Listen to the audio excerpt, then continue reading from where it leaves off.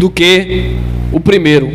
Jesus estava falando da casa que estava vazia, não estava habitada, porque quando nós que dizemos que somos templo do Espírito, não estamos, bem habitados com essa graça de Deus, nós vamos estar abençoados com a nossa mente vazia para receber qualquer tipo de informação, viver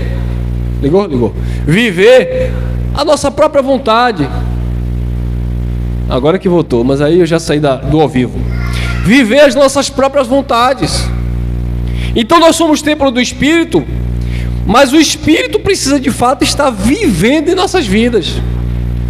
Porque o exemplo que eu vou dar, você vê uma pessoa que está ali nas drogas, está lá caído na sarjeta, aí você chega para aquela pessoa, vai evangelizar, você chega assim e diz assim: irmão, não viva assim, você é morada de Deus, você é templo do Espírito. Aquela pessoa vai olhar para você, vai se convencer que ele está certo, ou que ele está fazendo aquilo ali, ou está vivendo aquilo ali, que é uma vontade de Deus, já que ele é templo de Deus. Não, irmão, se ele é um filho de Deus, ele não vai deixar de ser filho. Agora, ele não está vivendo como casa espiritual, ele precisa aprender isso. Então, quando você for falar de Cristo, da graça de Deus, para alguém que não conhece, tenha cuidado na forma de explicar, porque uma coisa é você dizer que Deus não habita em templo feito por mão de homem, e outra coisa é você olhar para aquela pessoa e dizer: Deus habita em você. Não, eu vou olhar para você: Deus habita em você, Deus habita em você, Deus habita em você, Deus habita em você, porque você está vivendo o Evangelho. Agora, você pode ser casa de Deus, templo de Deus, e o Espírito não está manifestando na sua vida. Por quê? Porque talvez seja o espírito do próprio homem. Eu já vi muita gente em graça dizendo assim: para mim não me interessa se Paulo diz que tudo é lícito, nem tudo convém. Para mim tudo convém. Como assim? Que espírito é esse? Que espírito é esse? Do homem, não é de Deus. Irmão, eu sou livre, então eu faço o que eu quero da minha vida. Como? Paulo disse: vivo não mais, Cristo vive em mim. João Batista disse: é necessário que eu diminua, que ele cresça. E como que eu vou dizer que eu sou templo e morada do Espírito, ou que eu estou cheio do Espírito, mas na verdade quem está se manifestando sou eu, é o meu eu.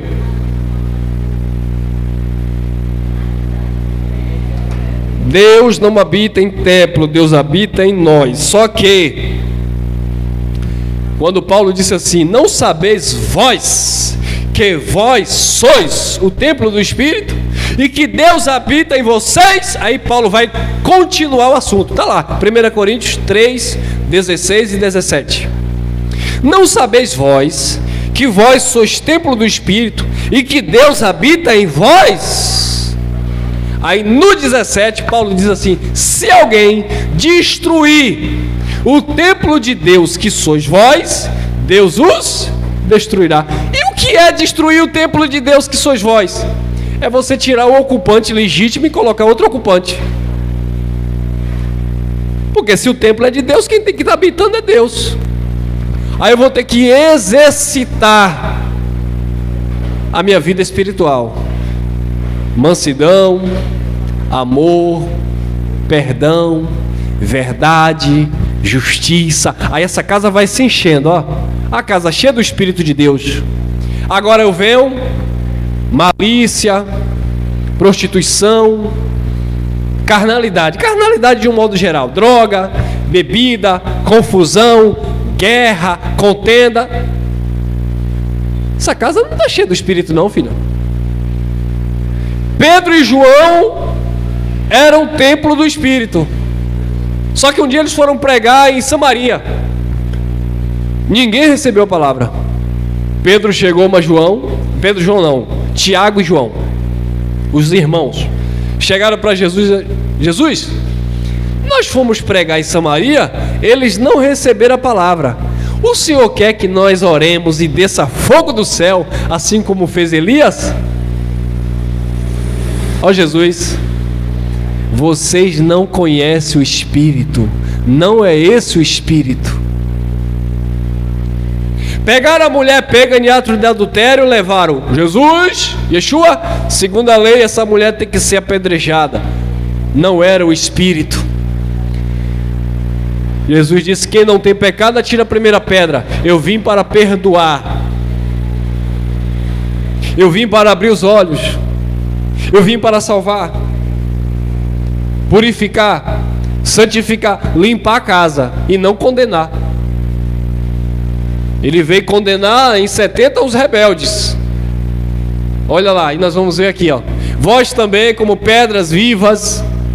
Irmão, vocês que vão assistir essa mensagem aqui no YouTube, houve uma pane na nossa internet, portanto você assistiu a primeira parte e estará assistindo a segunda parte, tá bom? Então vamos fazer o seguinte: a primeira parte foi ao vivo, 9 horas da manhã, eu vou estar postando agora. Você que está ao vivo aqui, você estará assistindo essa mensagem agora às 19 horas de domingo, portanto não teremos nosso bate-papo, você ficará com a segunda parte da mensagem. Vós também, como pedras vivas, sois edificados casa espiritual e sacerdócio santo, para oferecer sacrifícios espirituais agradáveis a Deus por Jesus Cristo.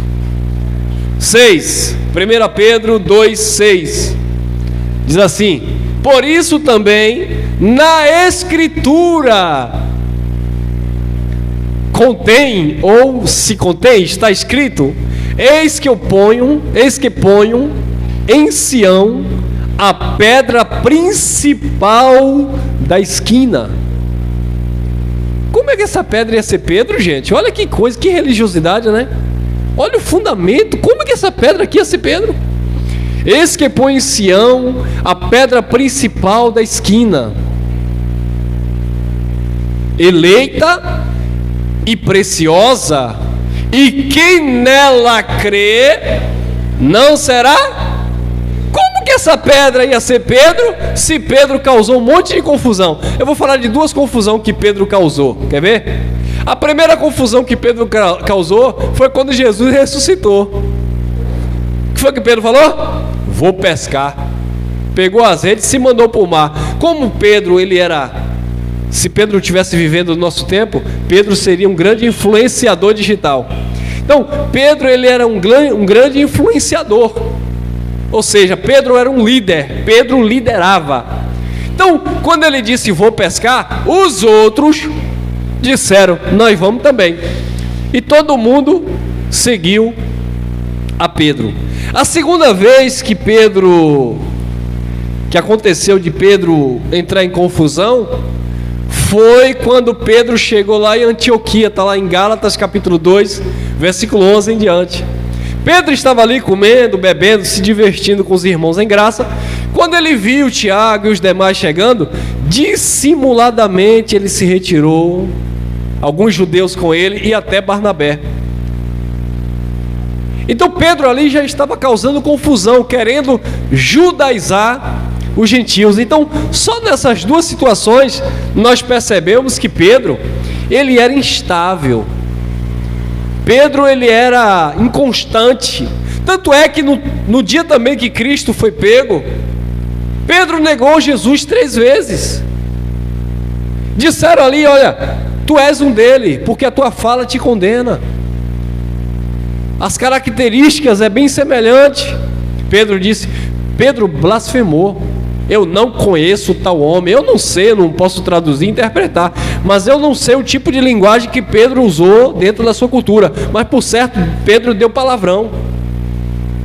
Pedro cismou: não conheço esse homem, não quero conta com ele. E o pessoal: não, é você mesmo, você não.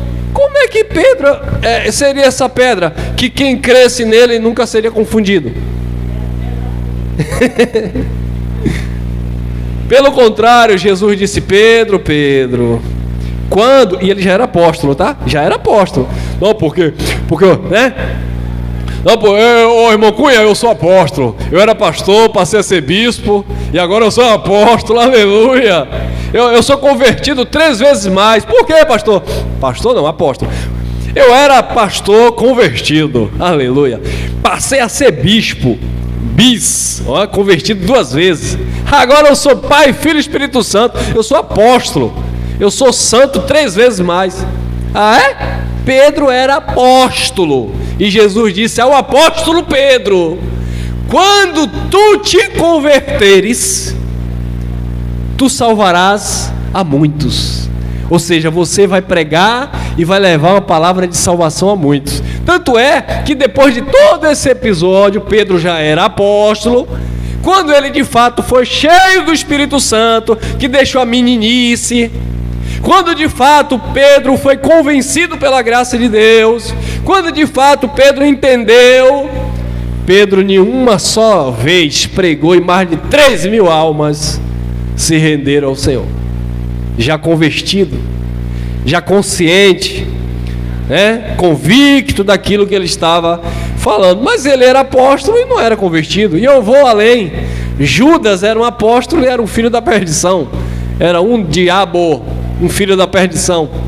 Então, meus amados, é mais um alerta aqui. Não se engane. Eu não estou nem falando para os irmãos em graça. Eu já estou falando aqui para outras pessoas que por certo irão assistir essa mensagem. Você que faz parte da religião, não se engane com o negócio de título. Não, mas ali o homem pastor. Quem disse que pastor é homem de Deus? Não, mas ali a mulher pastora, a mulher de Deus. Quem disse isso, irmão? Quem falou que a classificação está em se é homem de Deus, se é mulher de Deus? Não! Ser homem de Deus, mulher de Deus, é ser obediente ao Evangelho, independente se é pastor, se é obreiro, se é irmão, se é um... Independente, não tem nada a ver com título.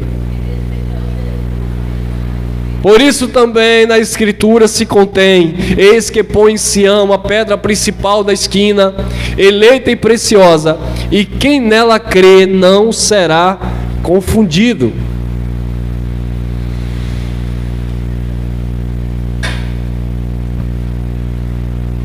(7) 1 Pedro 2,7: e assim, para vós, os que credes, é preciosa, mas para os rebeldes, a pedra que os edificadores reprovaram, essa foi a principal da esquina. Então, os edificadores, eles são contra o fundamento. Por isso o tema: fundamento versus edificadores. Os edificadores que deveriam edificar sobre o fundamento, eles saem do fundamento. Paulo disse: veja cada um como edifica. Mas eles fogem do fundamento, porque se eles permanecessem no fundamento, a glória seria toda de Deus. Mas como eles fogem do fundamento, eles roubam, né, a glória para si. É preciosa, mas para os rebeldes, a pedra que os edificadores reprovaram, essa foi a principal pedra, a principal da esquina. Os rebeldes sempre vão sair do fundamento. O fundamento é Cristo, mas o rebelde não quer. Ele quer constituir, criar uma religião segundo a sua própria visão. É assim. É assim. Na graça de Deus, quem prega o evangelho da graça de Deus não tem como sair do fundamento. Se sair, vira religião. Vira religião, deixa de falar da graça de Deus, já começa a colocar ali alguns critérios, você começa a colocar ali uma cerca, sabe? Saiu da graça de Deus, criou o seu próprio fundamento. A graça acabou, agora é evangelho não sei de quê. E já começou a sair do fundamento, abandonou o fundamento que é Cristo.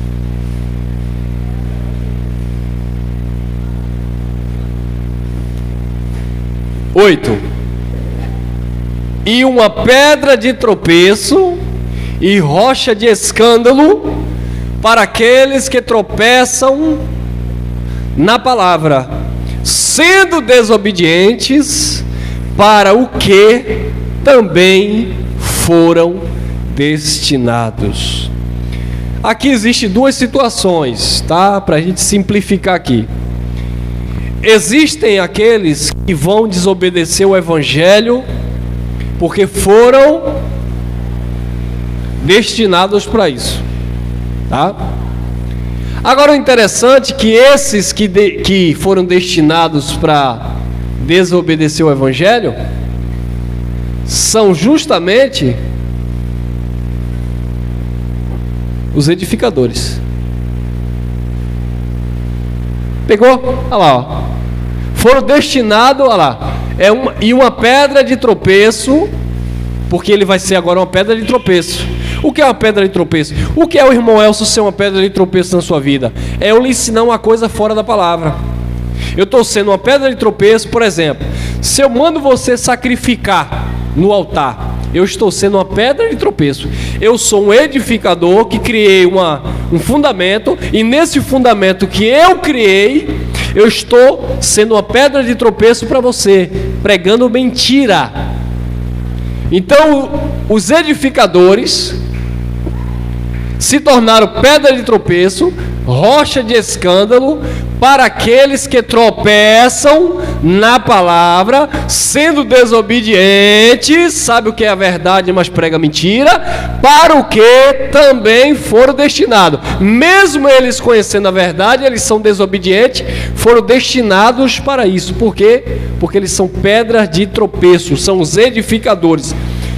Toda mentira que você vê dentro do sistema religioso começou pelo líder.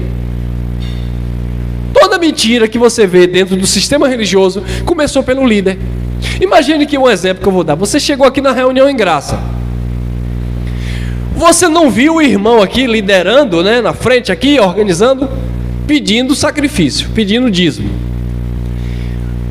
Como é que você aí vai dentro dessa reunião saudável implantar uma necessidade de alguém fazer um jejum? Se você consegue fazer isso na vida de alguém, você já é uma pedra de tropeço e você agora já está estabelecendo o seu próprio fundamento. Você já passou a ser líder dessa pessoa. Por que eu não sou líder de ninguém? Porque não tem como eu implantar uma coisa aqui fora daquilo que a graça de Deus diz. Agora, existem algumas pessoas que são desobedientes porque foram colocados para isso. Agora, existem aqueles que são desobedientes porque não querem simplesmente seguir, não querem obedecer, querem viver a vida que escolheu, não querem ter compromisso. Mas não é que eles não entendem, eles simplesmente não querem obedecer, diferente daqueles que foram destinados a não obedecer. Mateus 7, 24, Jesus disse assim: todo aquele, pois, que escuta as minhas palavras... Ah lá, tá vendo? Aí existe aquele que foram destinados e aqueles que não foram destinados, mas escolhem. Ah lá. Todo aquele, sujeito indefinido, né? Todo aquele, pois, que escuta estas palavras, essas palavras e as pratica. Praticar é uma vontade própria, eu quero praticar, eu sou livre. Todo aquele que escuta essas palavras e as pratica, assemelhá-lo-ei ao homem prudente, que edificou a sua casa sobre... Quem é a rocha? Ele é a pedra principal de esquina. E nós nele somos o quê? Casa espiritual. Toda casa espiritual que edificou a sua vida sobre a rocha, sobre a pedra principal, é comparado ao homem prudente que, 25, que desceu a chuva, correram os rios, assopraram os ventos e combateram aquela casa, e a casa não caiu. Por quê? Porque estava edificada sobre o templo de Deus, que está edificado na rocha, que está cheio da graça de Deus. Vem todas essas tribulações aqui, Isso aqui está falando de tribulações da vida: vento, chuva, chuva, tempestade, luta, doença, perca, tudo que você pensar. Mas quando ele está firmado, ele não cai, porque ele está sobre a rocha. E aqui nós encerramos. Aqui, Hebreus 5,13. Porque qualquer que ainda se alimenta de leite não está experimentado na palavra da justiça, porque é menino. 14. Mas o mantimento sólido é para os perfeitos, os quais, em razão do costume, têm os sentidos exercitados para discernir tanto bem quanto mal. Tem os sentidos exercitados. Tudo na vida é exercício. Você precisa exercitar, praticar para melhorar. Se você não pratica, você não melhora. Você vê isso, uma criança que começa a estudar. A criança começa ali estudando. Ela está praticando todos os dias. Você vai vendo a evolução na vida da criança. Safira chega lá em casa com uns deveres cabulosos que ela me pergunta, eu digo, filha, estreitou aí, viu? No meu tempo de escola não tinha esse negócio não. Complicado.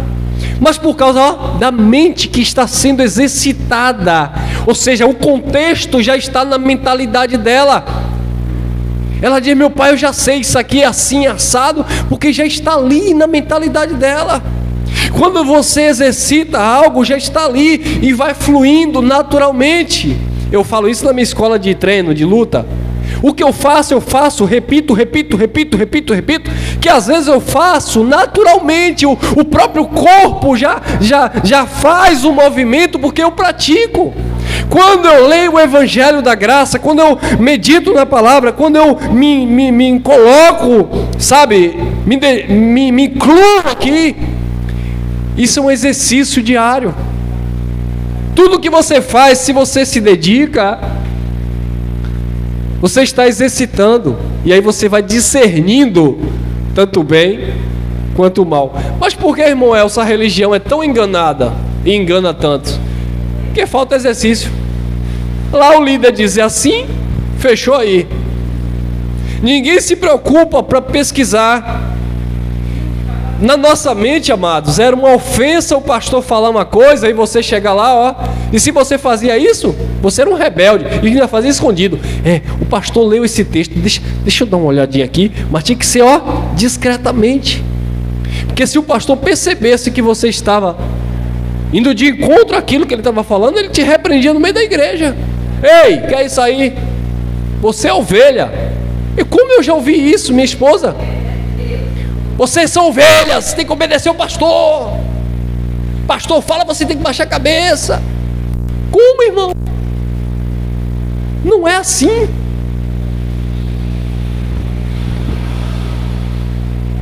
Os líderes religiosos, eles são inquestionáveis. Estão sempre com a verdade. Você vai olhar para os seguidores de Jesus. Os discípulos chegavam para Jesus e diziam assim, mestre, nos explica isso, nos ensina isso, o que quer dizer isso? Hoje o povo do sistema religioso não, é aquilo que o homem lá disse, acabou. Você não tem voz, você não pode pensar diferente. Queridos, entenda uma coisa, eu vou tá gravando aqui, vou falar para vocês. Aqui é uma liberdade de espírito. Se você não concordou com o que eu falei, ou você entendeu diferente, das duas coisas uma, ou eu errei na explicação, sou ser humano, posso errar, ou você entendeu mal. Você tem o direito de questionar, e eu tenho o dever de procurar transmitir de uma forma clara e objetiva. Mas eu erro também. Mas o líder religioso não erra.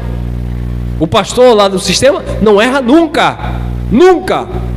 Ele está sempre certo. Mas aqui nós erramos. Aqui nós falhamos. Até na forma de se comunicar. Quantas vezes minha esposa disse: Celso, isso que você falou na mensagem não pega legal, tome cuidado. Eu parei, faz sentido. Elsa, aquela colocação ali, olha essa linguagem aí, não condiz com a graça. Não é nem em relação ao texto em si, o contexto, a explicação. É uma colocação que muitas vezes você, infelizmente, abriu a boca, lançou, falou. Até que você não tenha tido aquela intenção, mas se tornou em você algo natural que você falou sem querer. Então, até nisso você tem que se policiar. Então, nós erramos, nós falhamos, mas estamos sempre procurando, na medida do possível, estar em linha com a palavra, em linha com o Evangelho. Mas podemos discordar. Alguns irmãos aqui que congregavam com a gente se retiraram, mas eu sabia por que eles estavam se retirando, tá? Alguns irmãos deixaram de se reunir por questões pessoais, né? Questão pessoal que aí é de cada um. Perdeu a vontade, a ocupação, etc., prioridades, etc. Mas outras pessoas deixaram de se reunir por causa da palavra. Como eu já sei, o que é que eu vou fazer? Vou comprar briga? Ó, irmão, não concordo com você pregando o Evangelho da Graça, chamando Jesus, porque o nome é Yeshua. Eu vou fazer o quê? E outra coisa, irmão, olha, eram pessoas que nos ajudavam financeiramente, contribuía bem, fielmente. Só que entenda uma coisa, eu não estou aqui para ficar passando a mão de cabeça de pessoas por causa de oferta. Se você não está aqui porque você entendeu a mensagem, ô irmão Elcio, dá para andar nesse mesmo entendimento, eu concordo contigo, eu quero, é uma coisa. Agora alguém está, porque o nome não é Yeshua, aí de repente, porque é errado se reunir. Como assim, irmão? Como assim? E aí saiu uns 3 por aí, e aí eu vou fazer o quê? A graça não é minha, o fundamento não é meu. Se eu errei dentro do fundamento, vamos lá, irmão, você tem razão. Agora, se eu não errei, você pode fazer igual o cara da caminhonete, pode deixar seu carro aí na porta, pode dar aí oferta de milhões. É aqui, ó. Não tem como mudar aquilo que Papai do Céu já direcionou. Amém, meus irmãos? A sua graça nos basta. Graça e paz, e até o próximo encontro.